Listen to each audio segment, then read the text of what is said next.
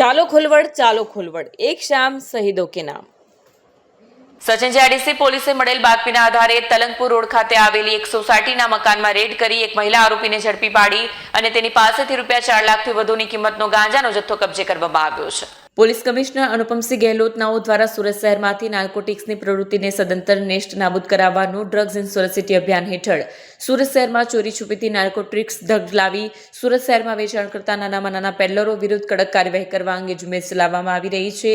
બાતમીના આધારે Sachin GIDC Talangpur road Shivnagar Vishalnagar ખાતે આવેલ પ્લોટ નંબર 49 વાળા મકાનમાં દરોડા પાડ્યા અને મહિલા આરોપી સોનાદેવી બસંતરામજી સિંહ રહે વિશાલનગર શિવનગર તલંગપુર રોડ સચિન જીઆઈડીસીને ઝડપી પાડ્યા તેમજ આરોપી પાસેથી ₹4.78 લાખનું 9.565 કિલોગ્રામ ગાંજાનો જથ્થો કબજે કરવામાં આવ્યો છે। પોલીસે આરોપી વિરુદ્ધ ગુનો નોંધી આગળની તપાસ હાથ ધરી છે।